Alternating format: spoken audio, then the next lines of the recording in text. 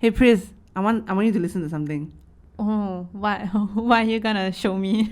I'm gonna why are you gonna make it weird? This is something special that I worked on for the new season with local musician called Amanda.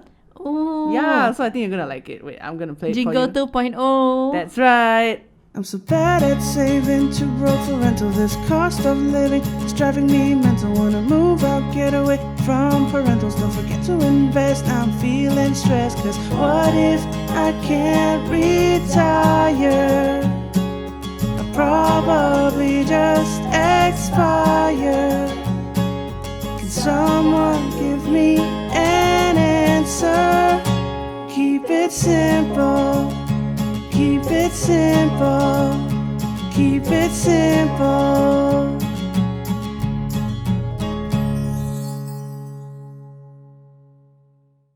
Wow, chef's kiss eh. Thank you so much. I especially like when that second voice came in. I know, it's, again, her name is Amanda, she's a good friend of mine, and that's right, so we're going to be featuring this new jingle on every episode from now on. I love it. And even the last part is like shing, like, you know, the more you know. Exactly. Like, exactly. That was for you. That was for you. Put that in for you. Yes, yeah. I love it. Hey, Soap. Hello, Pris. So what are we gonna talk about today? Actually, I just want to ask you a question today. You wanna ask me a question? Yeah, I want to ask you a question. You just answered my question with a question. Yeah, because I'm avoidant like that. Anyway, okay. So my question is, did you always know what you were going to do for a living? You're like our graphic illustrator, the main one, I think. Mm-hmm. Yes, you are. I guess so, yes. I am the main one. I just want to ask you, like, did you always know that you were going to become like a designer? Yes, I did. Huh? You know why? It's because I'm not good at anything else. My God. So sad, I know. Points for honesty, man. Yes. Yeah. Or maybe it's because I didn't want to concentrate on being better at anything else because I was more interested in art. Really? Yeah. You mean you didn't have like, oh, I want to be an astronaut. I had an astronaut phase. No, because I'm scared of heights. I guess you would be at a very high place. I didn't see that coming. Yes. Okay. How about you? So you're a writer, so you have a way with words. Yes, thank you for saying that. I mean, yes, I kind of knew that I was always going for like a career in writing, copywriting. But before that, I had a lot of other. I wanted to be a firefighter. Astronaut. Wow, firefighter. Yes. Wow, so brave. Wanted to join the police force. Very wishful thinking. Wow, police. Oh my gosh, you have such a high sense of justice. You know. Yeah. Wow. Yeah, but I stopped dreaming when I entered into poly lah. Because then I realized that I just needed to. But you don't want to fight crime, ah? No, I don't want to fight crime. I mean, for me, like I felt like once I got my diploma, that was it. You know, like I didn't know if I was going to go to uni, so I needed to, as an only child, I needed to settle on a career ASAP so that I could start working right after. You know what I mean? Yeah, I know what you mean. Even though I have a brother, but yeah, I get what you mean. Are you the younger? Yeah, I'm the younger one. But then I always felt this pressure that I need to start earning money ASAP. And then for my career path, I'm not gonna be like a doctor or anything. So I mean, to me, a degree wasn't really necessary. So might as well, right? And then degrees are so expensive. But you are doing one now, so Yes, I am. But okay, so before we go on with this very interesting conversation, maybe we should introduce our very special guest, who is also in the same room right now with us. She has been here the whole time. Yeah, we're actually being kind of rude by not introducing her. Yeah, you're acting like she isn't here. So I'm not rude, usually so like this. Yes, I do I'm acknowledge sorry. people in the same room as me. Yes. But yes, so we have a very special guest with us today. She's none other than Singapore's top influencer and now podcaster, by the way. Awesome podcast, Preeti. Thank you. Yes. So welcome to the show, Preeti. Thanks for having me. I know way too much about both your lives now. Yes, I am afraid of heights and I'm not proud of it. That's hilarious though. I would never think like I would never consider that as heights. You know, I would never thought about it like that. That's why when you say Dude, you have to get up there, right? That's true. The journey. Yeah, but there's no like falling. You can't fall in space. I mean, I guess. Yeah, you could die instead. But it's still really hard. That's true. All right. But yes, that was a very long Introduction, too long. It was more about us than it was about you, Preeti. Yeah, but you're going to find out a lot about me. Yes, this is when it will change. Now it's all about you. Yes, yes, all eyes are on you. Wow. All years also. You're listening. Yes, that's right. Okay. So, I guess let's just get right into it.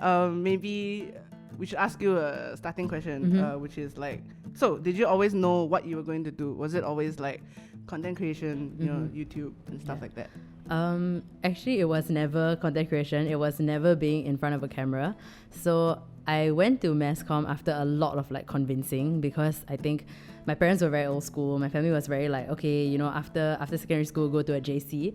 And it took a lot of convincing. Like I had to sit there and be like, I think this is really something I want to try. I think this is something I like. I mean, I have no idea. I'm going to take 3 years to figure out if this is really what I want to do. But I really want to take this like leap of faith. You know, it was just me as a 16-year-old trying to convince everyone. So it's a lot. And my older brother went to JC, so that didn't help my case lah. Of course, you know, it was like why don't you just want to do that? You know, it's 2 years, it's shorter. And I went to normal acad, so the 2 years thing was a huge like appeal. It was like okay, I save time because I already spent 5 years in secondary school.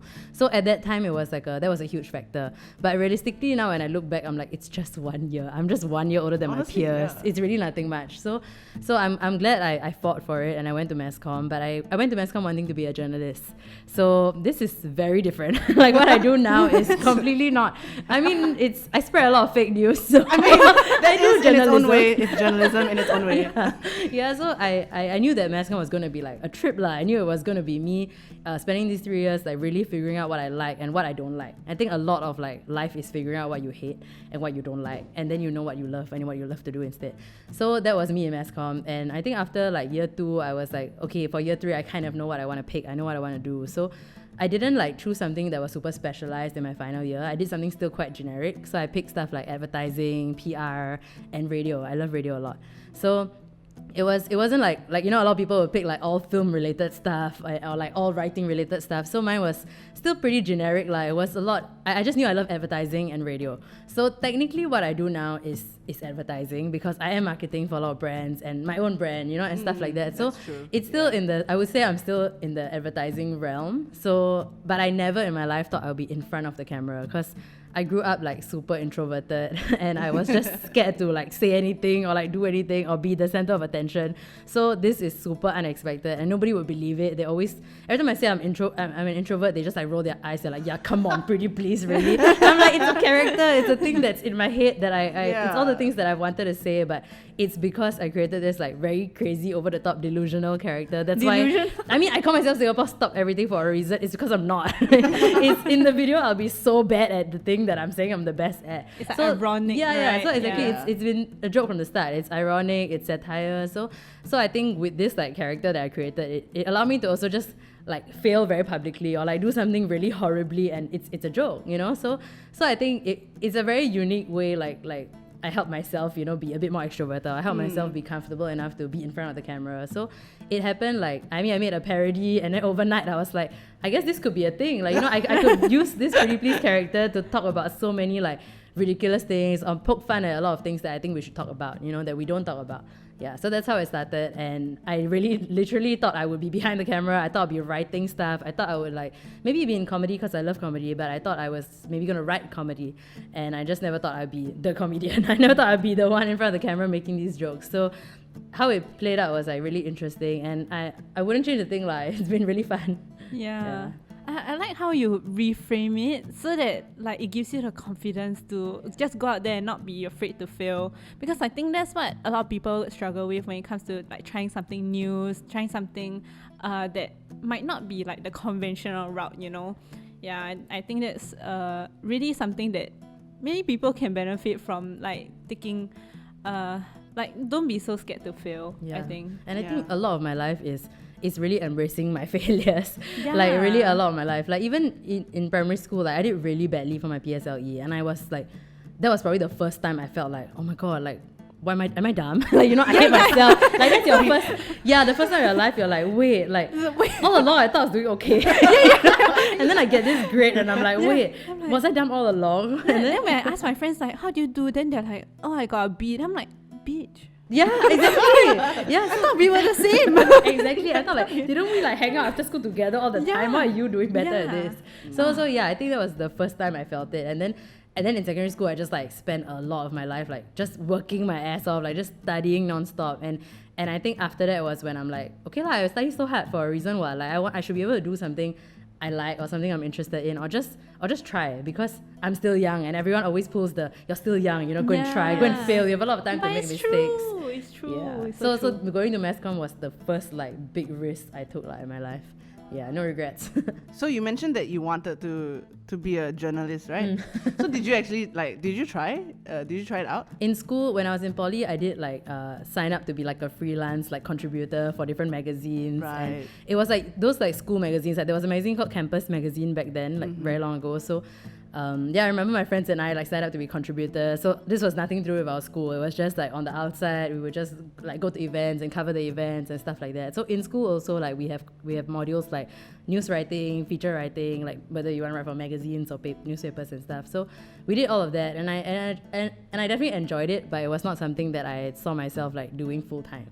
So for year 3, I was like, okay, I'm just gonna avoid all this writing stuff, because I know if I want to write stuff that's for like content creation, like, you know, videos, skits, short form stuff like that. But that wasn't like a module on its own, you know. So I know like studying advertising was definitely the next best thing. You know, I learned how to market stuff really well. So yeah, it was a lot of fun.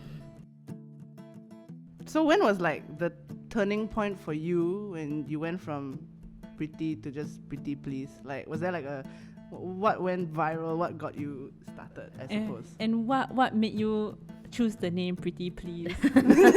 Oh my god, I thought so long about a name. I thought for so long.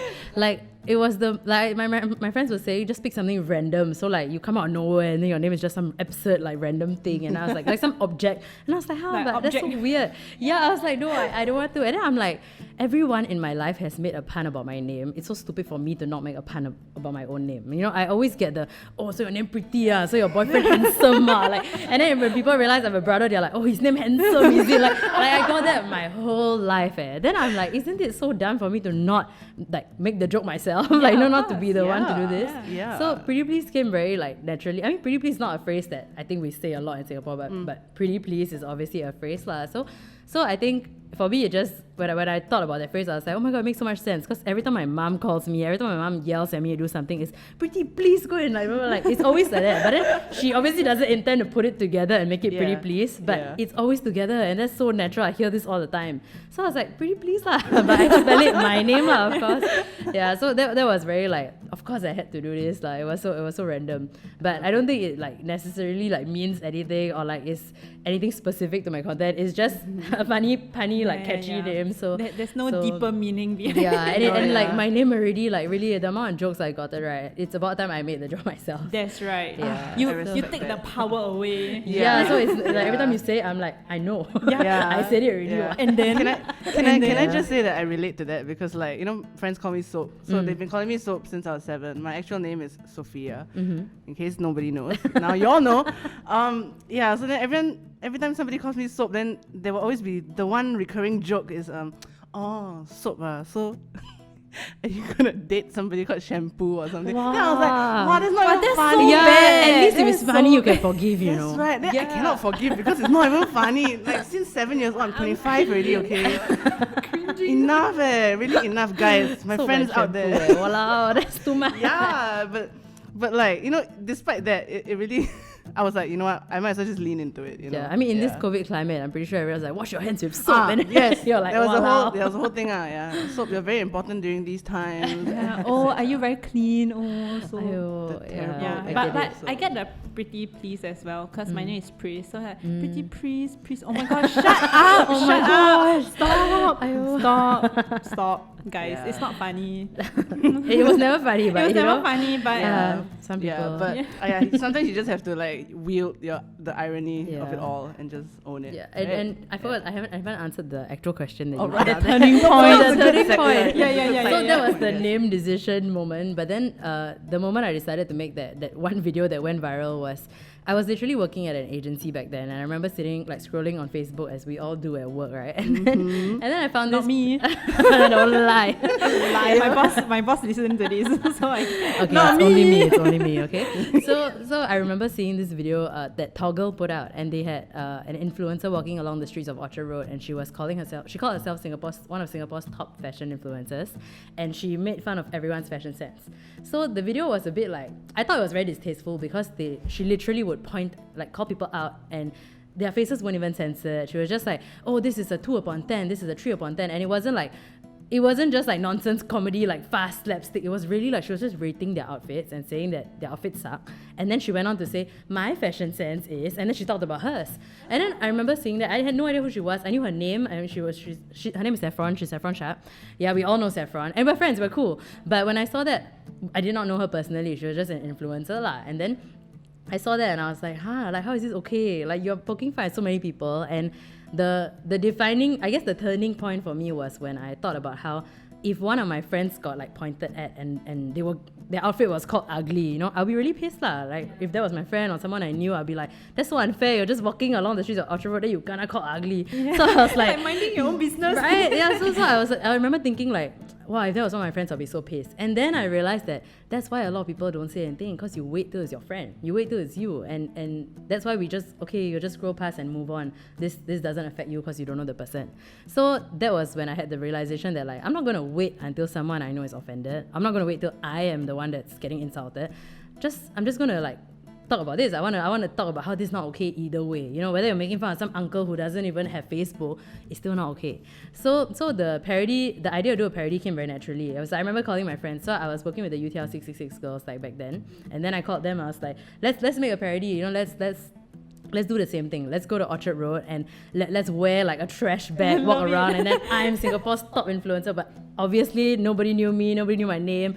So calling myself, like, because it goes back to the joke of who gives you these titles. You know, the influencer scene was very like, there's no such thing as Singapore's top. Singapore's like who's the best? How do you quantify this? Like, where's the leaderboard? Yeah, it's like, is it based off your followers or is your content really the best? You know, so it was just like all these titles is you give yourself, and then you go and like you walk around Orchard Road and say all these things. So I did the same thing, but I obviously didn't make fun of people. I made fun of inanimate objects, like a pigeon walked past, and I was like 2/10. So it was like absurd. The whole video was nonsense. We all shot it on like our iPhones. We edited it and put it up, and the video blew up. Like overnight it went viral. They were like, who's this girl with a trash bag? Well deserved, but many pigeons were sacrificed. I know. I'm so sorry. Poor pigeons. They were just minding their own business. Yeah. That's true, man. Yeah, but then I think like that was the point, you know, to show you how these things exist and they're just random and they're just like doing their own things. Why does it affect you? Why do you have to go there and call them out and insult like things that really are not causing any harm here?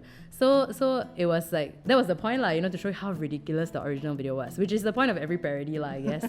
So the parody blew up, and then I was like, oh, this is such a funny character, like to pull the Singapore top, like whatever. And I was obviously not top anything. So it was just a lot of fun to just give myself a random title and then embody that character and then just go all out and show you how ridiculous it is.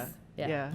And you kind of just like own it all the way. And then I think someone wrote an article back then, and then they said Singapore's top anti-influencer, and I was like, that's the perfect title. Like, that's it. It's like, I am an influencer, but I'm also like so anti-influencer. Yeah. So it's very like interesting, but it's a lot of fun to navigate like the industry and create content with with a title like that So I suppose then when this became like a full career kind of thing, how did your family like take it? Because it's not conventional, right? I wouldn't call this a conventional career if in they Singapore, thought, at least. If you thought mass comm was unconventional, Get ready for being an influencer. The top balls that I influencer. threw at my family, a lot. But I was working. So I worked at an ad agency for a while, and then after that, I actually moved to MediaCorp. So I was working at Class 95. I was doing their social media and stuff. So I love radio, I love advertising. So it was like, this is kind of like a bit of both because I'm doing marketing for a radio station. So it was an interesting job. I definitely enjoyed my time there. But when I was working there was when I already made those parody videos, and I was just doing this for fun on the side. So on my weekends, if I wanted to film something fun or random, I'll go here and parody something or do something. So it wasn't like, I never struggled keeping up with it because that was not a job. That was something I did for fun. And then my first ever gig came in. Like, I think it was Grab. Grab emailed me like very long ago. It's the first ever gig. They emailed me and they were like, can you be a part of this video? Or we want to I think Grab Share just started. It was really random. So they wanted to have people surprise passengers in the back seat, and then they wanted to do like a karaoke kind of thing. It was very long ago. So I remember they reached out, and it was a very, very, very low paying gig. It was maybe some people recognize you, let's put you in this video, it'll be fun for some people who know who you are. So I was like, sure. And then when I accepted this gig, I realized that when you are a MediaCorp staff, you cannot just accept gigs, things that pay you. So I had a very I just told my boss, I was like, oh, they reached out, they're offering me this much money to do this on the weekend. So this is not going to affect my job at all. And it's just a 2-hour thing, it's very chill. And then my boss she was very, very nice. So she told me okay, I get it, go ahead, go and do this, but we need you to do a declaration form for HR. So I'm like, to put it out there, to be very, very transparent, this was a $100 paying gig. So if I was going to declare how much I was earning, the company was going to get a cut. And to take a cut from $100 is really are you kidding me? Yeah. You're Singapore's biggest media company. Are you joking? Yeah. And yeah. I remember my HR person called, the company is so massive, some people are assigned this one HR person, and then she's so far removed from your reality because she doesn't know what you do on the daily. She just is in charge of your employment status. So she called me on the phone. I never even met her. She called me and she's like, actually, can I ask you why you need to do this? You have a job, what? And then I remember on the phone, rude. I remember thinking, you don't know that I'm the sole breadwinner of my family. You don't know anything about me. You really are so far removed from my reality that to ask a question like that is a bit tone deaf. For and sure. it didn't affect my job. It was a Sunday afternoon. I was not working. You don't even care what I'm doing on a weekend. So why did this matter when money was involved? So I remember thinking well, if it's going to be like this, or if this actually works out for me and more projects come in, or if people actually want to work on bigger stuff, then is this always going to be like this? Are you always going to try and take a cut from something that you contribute nothing to? Yeah. And if you contribute something to it, or if you're if I use your equipment, if I do all these things, and then it makes sense. I get it. But this was you have nothing to do with this, and you just don't want one of your employees to benefit or to hustle outside and get more income. So I felt very taken aback by it, and I just didn't like the approach. So I just was very upfront. I told my boss I don't get it lah. This makes no sense to me. I'm happy to declare this or whatever, but if more gigs come in, I will probably have to rethink working here, because if it's a larger paying gig and this is gonna pay my rent at home and take care of my family for a while, then it's not fair that I need to put this money back into MediaCorp, who is doing nothing for this. So I had a very real conversation with her, and she was very nice. Eventually, bigger gigs did come in, and then she did tell me, you know what, she said the same thing. She said you're very young, you should go and try, you should go and do all this. If it doesn't work out, the door's always open. So I was very, very lucky because I had a very nice boss, and she told me that, which made me very gave me a lot of reassurance lah. So I was like, okay, I'm gonna leave. But then of course, before quitting the job, I had to have that conversation with my mom and my brother, because at that point my brother was still in uni. My mom was not. My mom was working part-time. She's a part-time teacher. So at that time, I think she still did tuition. She was giving tuition and stuff. So I was like, okay, of course my income is what's paying the bills here, so I need to obviously tell them. I cannot just make this kind of decision. So I sat them down, and I remember telling my mom and my brother, and they were both my mom is the kind of mom who's very as long as you know what you're doing, okay, sure, go ahead. As long as you're not doing anything wrong, as long as you know what you're doing, go ahead. So she didn't ask a lot of questions. She was just okay lah, if you think so, tell your brother. If he also agrees, then okay, I trust that this is something that will work out lah. So I had a conversation with my brother, who was, I guess, more involved and would understand this a bit better. So he obviously understood, and we kind of weighed up pros and cons, and we were okay lah, just try lah, And I told him there's no shame in this for me, because if I start a YouTube channel, or if I do something here, and if it's a failed YouTube career or whatever, then go back and work lah. There is no, the intention here is not, okay, I need to blow up, I need to be viral, I need to have this many followers. It was never fame or followers, right? So it was very natural. It was, if I can't create content, or if I can't do this anymore, if it's not fun anymore, just get another job lah. Just go back and work. There's no shame to oh no, I'm back at a 9 to 5. Like I was never shameful about it. You know, I was like, that's reality. If I need to pay bills, I need to pay bills. So I think because the approach was very like, it was very like straightforward. It was like, if I can't do this anymore, I'll do something else lah. It was very practical. So I think that's why it made leaving the job very easy. Then I left the job. I did the Preetipls stuff for a couple of months, and it worked out. Like, you know, after that I got a web series offer, and I think that was what essentially kickstarted my career and made me realize that, okay, this can be done full time. Like, this is something I can do as long as I manage my time well and manage my expenditure, of course, because it's very irregular. Yeah, so I figured all that out in the first few months, and I was like, okay lah, I'm just gonna do this full on. Like, I'm not gonna have a backup. I'm not gonna like have all these like worries lah. I'm just gonna try focus on this.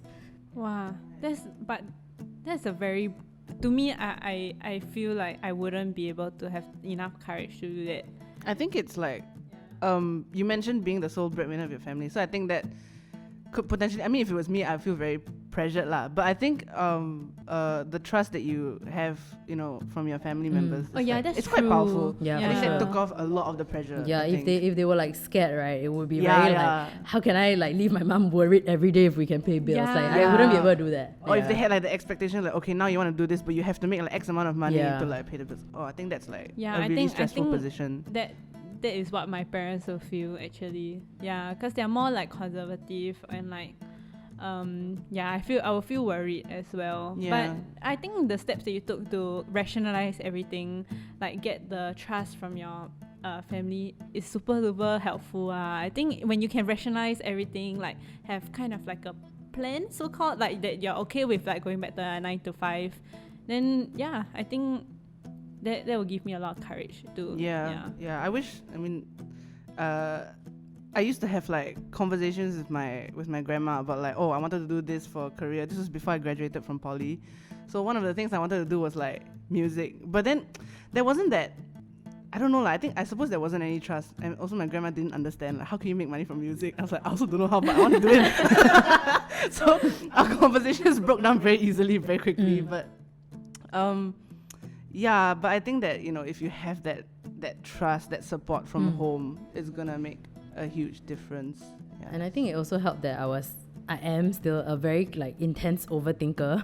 So of course I thought about everything and anything. Yeah. You know, I was like, okay, if this goes wrong, what should I do? If this works out, then what should I do to like still have enough financial like security? You know, like I was always thinking about that. And I think like, I guess we're gonna talk about this a bit more later, but I was always the kid that like never like splurged on myself. So I never had to think about like, oh, but what about me? What about using these savings for like things I want to do, or like traveling or anything? I never thought about those things. So for me, it was like, okay lah, if I can earn this amount, then it should be enough for my family.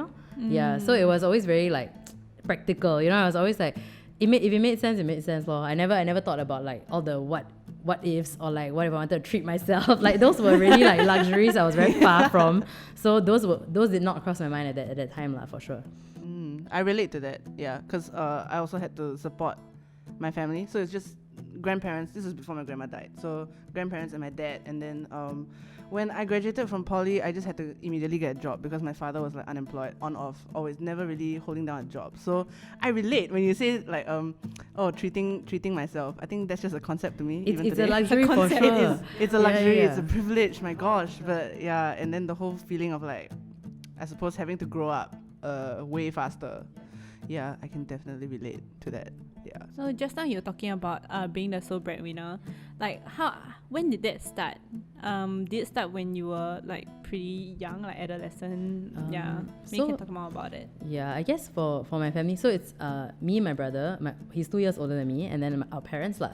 So our childhood has always been very like, financially it's always been a blur. Like to my brother and I, it's always just been like, we have no idea what my father works as, but he was working. You know, it was always very like, our parents were not transparent with us. And my mom was always, when I was very young, she was a primary school teacher. And then after that, she eventually left her job to take care of us because my dad left the family. So it was very like, I knew my mom always wanted to be a teacher. It made her so happy. Like she loved doing it, but for a long time she couldn't do it because it was like our teen years. You know, she wanted to be home, take care of us, and make sure we like went to school. You know, actually did all these things. And then once she felt like we were old enough and we obviously got our stuff together, then she could go back to work. Which is like in the recent few years, like, you know, my mom obviously felt like comfortable enough to, okay lah, I can go and work again because my kids are okay. My kids are not kids anymore, you know. Yeah, so my dad left my family when I was like 14. So it was very confusing because of course I wasn't working at 14. I was in Sec 2, my brother was Sec 4, and I remember it was his O-level year. So it was a very intense year. A lot was going on at home. He just had to study, had to focus on all these things. And then after that, he went to JC immediately. So after I made the decision to go to poly, it was even more risky because I was like, okay, that means an extra year in school. If I do qualify for JC, I should just go JC because I can work quicker. You know, so it was all these like, I had to make very practical decisions. And at that moment, it didn't matter like what, like having passion didn't matter. You know, being passionate about something didn't matter because that passion's not going to pay the bills on the spot for sure. So it was that's why the convincing my mom and convincing my brother to like, I think I should go to poly, I really think there's something here, was a huge deal because it wasn't just, okay, we don't know what's the future here. It was more of like that means one more year for Preeti to also be schooling. It's okay. Oh, shush. So rude. Yeah. Just chiming in like that. I'm Wow. sorry. It's okay.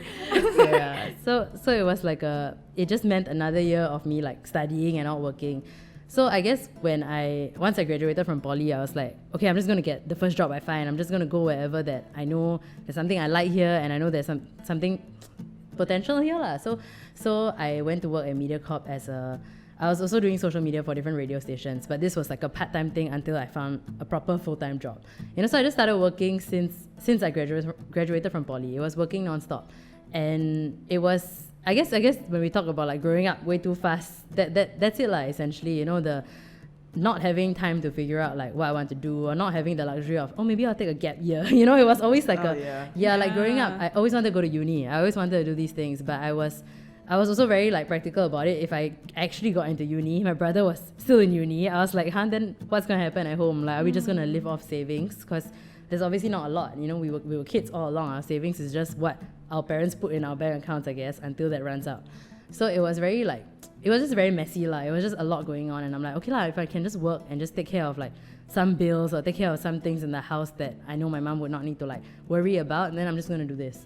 So it was very intense lah. Like I remember the day my father left my family, my whole family, like me, my mom, my brother, we grabbed every like coin, you know, like those piggy banks in your house, like those different like they have those cute POSB ones. Yeah, we grabbed like all the saving boxes in our houses, emptied out everything on the dining table and counted every single coin. Like I remember that like it was yesterday. Like I remember that exact scene. We sat there, we poured everything out on the table, we counted every single coin to just see, like it was a matter of dollars and cents on whether we could pay this bill or not.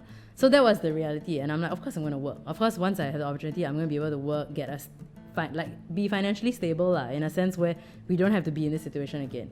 And of course, it was very difficult because when my dad left, his issue was like, basically, long story short, my dad had a gambling addiction. So it's been a long time of financial issues at home. And my dad thought it was a good move to put my family in a condo because we had security, like, you know, because we were safer there, because like my dad owed a lot of people money, you know. But that wasn't a good financial move because we were paying so much in rent and we were paying with money we didn't even have. So eventually we got kicked out because we couldn't pay rent. We couldn't pay rent every month. We got kicked out. My family and I moved like 8 times my whole life. Like we were just moving non-stop. And finally, like it's so crazy lah to even talk about this because literally I would say in the last 3-4 years, we're finally like okay. And when I say okay, I mean we don't pay rent late. You know, we can pay rent on time, we make rent all the time, and that's insane. Like, you know, when we're paying rent, my brother and I would like have moments where we're like, what the hell, like, we're paying rent in advance, we're paying rent one day early. Like, what the hell, we never could do this like just 3 years ago. So it's like, it's just so insane to like look back because it's not like I've lived a crazy long life, you know. It's just a matter of like the last 5 years. Things were so different.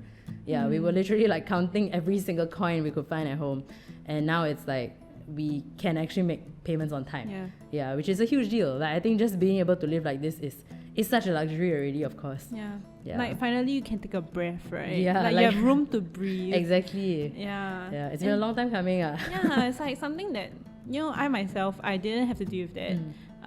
Whatever financial struggles my parents went through, it was all like private. They didn't really tell me about it.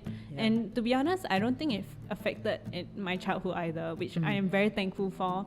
And it's just something that I feel like, you know, I take for granted that I didn't have to worry about every single cent. Yeah. I think soap has a similar experience to that, like the feeling of instability. Oh yeah, for sure. So like I mentioned, like my dad couldn't ever really hold on a job. So then after I graduated poly, I had to start working. So I just took the first job that came my way, and it was just like I think same lah. Like I was approaching it from a very pragmatic point of view. Yeah. So I don't know. I feel like do you think that has, because I think for me personally, it's forced me to think about like the fact that I started working early. There was nobody else that I could sort of share the burden with to like, sort of like pay bills and everything. Do you think that has sort of honed you to become better with like things like, I don't know, budgeting? Because you had to deal with rent for like the longest time. I only recently had to start dealing with rent, but Yeah, I mean, I definitely like when I talk to my friends who like know everything I've been through, like I always go back to saying like, a lot of my childhood I spent wishing like this didn't happen to me, or wishing like it's very like sad to say, but wishing that I just had a normal family. It's things like that you wish a lot when you were younger or like going through it. But now looking back, I'm like, it obviously has made me the person I am today. Like I definitely like, even in my content, like don't like, even if we don't touch like budgeting or financial like being like financially like okay, or like knowing how to manage finances, if we just look at like what the content that I do and the content I create, the things I talk about, even I feel like if I wasn't brought up the way I was brought up, my content would not be the way it is today. Maybe I would not be talking so much about a lot of these social causes and things like that. Maybe I would not care as much, honestly, because I feel like I understand discrimination on a systemic level to a certain extent. I obviously care. I obviously care about people who have it way worse, of course, or like get it also, or experience anything similar to me. So it just made me the person I am today. It just made me care a bit more about other people, or like understand, or just be a bit more compassionate. And of course, teach me so much about managing finances. Teach me about like, and it's very easy to say, but I mean, I grew up also thinking like, I cannot wait to have my own family so I cannot make these mistakes. And I think that's a thought I have a lot, all the time, when I think about my future and stuff. And I'm like, okay, I would do this for my kid. Maybe my parents didn't have the opportunity to do this for me, but I would do this. I'll do this for them. I'll have a savings account. I'll make sure I put in this much every month. I'll make sure to never touch from their savings account. I'll make sure to like think about their university when they're kids. And if they don't want to do it, they don't want to do it, So I always thought about all these things to myself. And of course, it's going to make me a bit more like sensible, I guess, financially, because I've seen the brunt of it. I see how I know how it's like when your parents don't factor in all these things. So I definitely, when I am a parent, I want to make sure I think about all these things. But now as an adult, of course, I save a lot. I think a lot about like finances, and I always, and I think last year also, I think I mentioned to you guys like off like air, I guess. But like, yes, we had like I was conversations before this. I was telling you guys how like my birthday present to myself last year was getting insurance, like getting life insurance, and that is of course a massive luxury. But I think the average Singaporean kid assumes that they have insurance. It's like true. Every single one of my friends will be like, oh yeah, my parents got this, my parents got that, and like, when you actually break it down, or when you go and check what you have, sometimes maybe your parents forgot like to pay, or maybe they couldn't afford it anymore, so maybe these things don't exist, and you just assume you have it because when you're younger you see those NTUC income like letters come to your house and you're like, oh, I have insurance, but you don't. So I think for me, I was like, especially when you're the sole breadwinner of the family, it's something you have to think about. It's something like, if really anything happened to me, like the last thing I want is for my mom, my brother to be left stranded, or to be left like really trying to make ends meet and having to start all over again. So I was like, okay if I need to do this for myself and my family, I'm just gonna do it. Like it's a very like, it's so weird to say it's my birthday present to myself, because it's the most like weird practical thing to get yourself. But I was like, it is what it is. Like, if I'm gonna do this, take care of myself, if like I can live with the ease of mind knowing that like if really anything happens, worst case scenario. I mean, we haven't been dealt good cards lah, so I have to think about worst case scenario. It's very close to worst case scenario sometimes. So of course I have to think about these things. And now I'm like, okay I can sleep at night knowing that if really anything happens, like they'll be okay. They will really be okay. They have that lah. And I know it's a luxury for sure, but I'm so happy to be able to do this for them. Because if my mom had the means to, she would have got us covered when we were kids, but she couldn't lah. Yeah, I was about to say your birthday present to yourself was not insurance, it was a peace of mind. Honestly, A good night's honestly, sleep. Really. Can I just say there's nothing more terrifying than the feeling of like you don't like the feeling of that, the knowledge that you don't have enough money Yeah. to get through the month. Yeah. God, that is just nightmare Yeah, fuel, and like man. not even being able to have meals sometimes, Yeah. skipping meals. Like I remember doing that in poly because like, I mean, I never received an allowance. Like I don't know when I stopped, but I think it was poly. Then my parents like, of course they couldn't afford to give me an allowance, so I just lived off savings or whatever that was in my bank account. So obviously that was depleting every time it came. Like every time the time came to pay bills, rent and stuff like that, it was just whatever we could put together, we put together. So I'm like, awkwardly, I'm like, guys, I'm gonna go home. Okay, I'm gonna go home for lunch. But I'm like, I can't afford this. I can't afford to have like a meal outside today or like this week. So I'm just gonna go home instead. But obviously, I can acknowledge the fact that I also had a very, very, very supportive mom who is like, I'll cook for you guys. Don't worry about anything. You know, I'll take care. Just come home. You know, don't worry about it. Like she always wanted to help whenever she could, wherever she could. But of course, financially was not something she could lah. So every other aspect, she was just like, whatever it is, I'm here. You know, even when I started like doing Preetipls stuff, my mom was like, even though I don't understand much of it, I don't know exactly what I'm doing, however I can help, just tell me. You know, she's a cool mom lah. Obviously, like had to deal with a lot of like struggles. I mean, with my dad leaving and stuff like that, she had to be the dad and mom of the family for a very long time. So she's just, I'm so fortunate to have a crazy supportive mom. I guess you could say she's Singapore's top mom. She's Singapore's top Honestly, Preetipls fan also. I've been waiting Put that on a shirt and give it to her. Come on. I should, right? Yeah, I put it on her right. birthday cake this year. Oh yeah, I saw that post. It was very cute. Very cute. Yeah, it was very I sweet. love it, so wholesome. But Yeah. anyway, I really love that you mentioned about turning your bad experience, like so-called bad experience or the bad cards that you were dealt into like a positive. Because I think that, you know, when I think about my own experiences, I don't think that I grew up in a very particularly like normal family either, because my parents are like immigrants. They're from Hong Kong, so I think that it was very tough for them financially also. But I was just lucky enough that like, I didn't get affected financially, but emotionally, yeah, I felt like I was affected by it. And I think it's so easy to fall into the trap of like, oh, why me? Like, why does this happen to me? And then I look around at all my friends, they have like very so-called, like on the outside it seems so much easier, so Like much very like, normal yeah, very lives. normal life. Like, you know, Yeah, like yeah. when you see like okay, this is a super bad example, like Simpsons family. Yeah, no, but it's so true. It's like, it's like when you're going through things like that, you don't wish to have like frivolous things or luxurious things or like be able to afford this and afford it. You just want to have like a family dinner at home. You just want to have a normal family. You just want to have all these things that are really just the average Singaporean kid would have. Yeah, correct. So I totally understand how you feel about like, I just want to just have a normal life, but it's so hard. Yeah. Like, and then I wish that like maybe if I had a normal family, quote unquote, maybe I'll be more successful. Yeah. Maybe I'll get further ahead in life. Or it'll just be easier. Yeah. But then I love that your perspective is like, oh, because I went through that, I got to become who I am, which Yeah. might be even better than if I had a quote unquote normal family. Yeah, you but know? obviously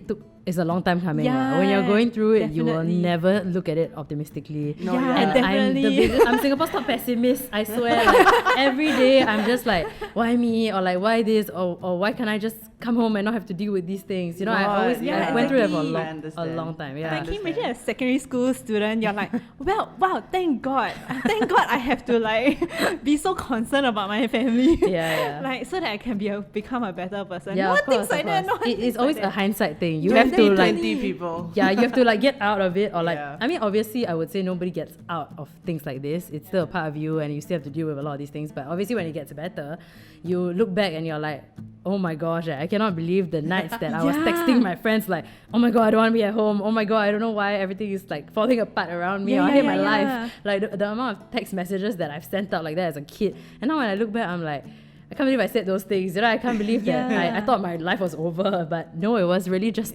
starting at that point. Yeah. But I mean, at the time, it does feel real. It's you a know? lot. Yeah, for sure. I mean, everything just feels stronger and like more dire When when you're- you're in secondary school. Yeah, of course when you're lah, a when you're teenager, younger, you know. Yeah. But I totally admire that, you know, you took it and then as a strength, and then you even like think about how you might feel when you manage your own family. Because my thoughts still now, I'm like, shit, I don't want to fuck up my kids. Yeah. Like, I know, that's what I Yeah. think about also. I'm like, I Yeah. cannot do the same thing. Like, Yeah. I guess in my family, like, what my brother and I always talk about is breaking the cycle, because in like, I mean, it's a thing, and it's a very, when your parents are old school also, and when like they are relatives and you hear about their stories and their side of the family, you hear all these things and you realize that it's a pattern. You realize that your cousins also have to go through the same thing actually. Yeah. Like you realize it's a Yeah, pattern, and it's because of how they were brought up. So it's essentially really just breaking the cycle. It's like, I'm never in my life gonna gamble, because I've seen what gambling addiction does to firsthand. And it's a very, very like, it's an insane, it's been a very wild ride, all because like my dad had gambling addiction. And it's so crazy to think that if one man like just stopped this addiction when he was younger, or like got help, you know, just sought out for help and stuff like that, like how my life would be so different. So things so not to take this to a very sad like side part of my life, but I mean things ended very badly for my dad. So he passed away like last month actually.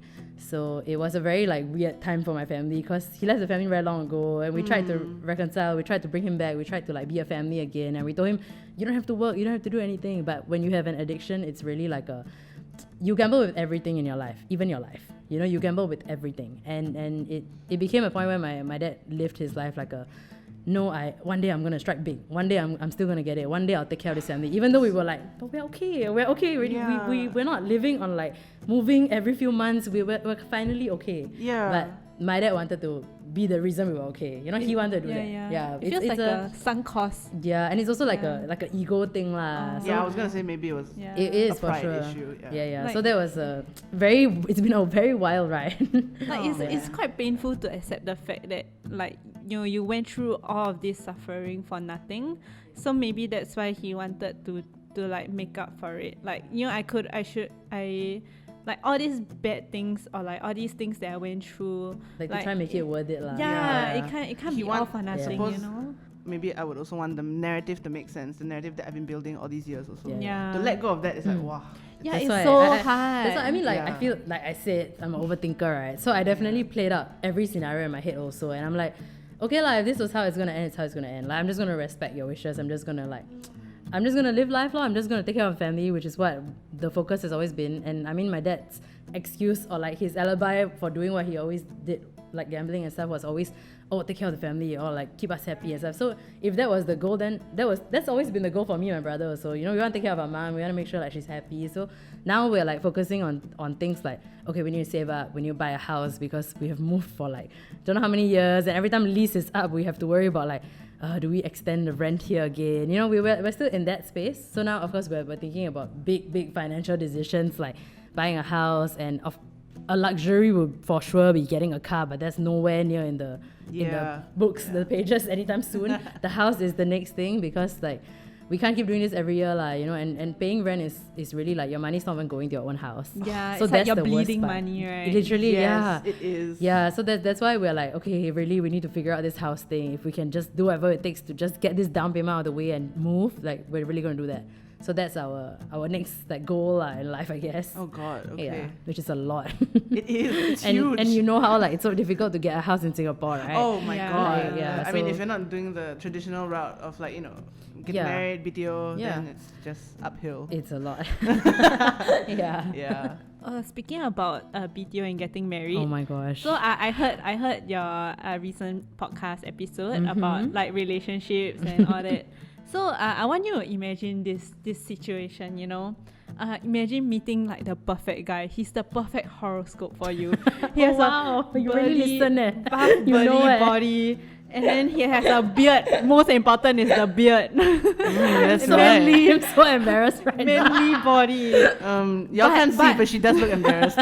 But he's like, oh, I just went to the casino yesterday. Want to hear Preeti's answer to this very saucy question? Stay tuned. We'll continue the conversation tomorrow in episode 2. That's a wrap on another episode of Keep It Simple. Leave us a review on any of our platforms, and remember to subscribe to us for more episodes. So stay tuned and see you next time. Until then, keep it simple.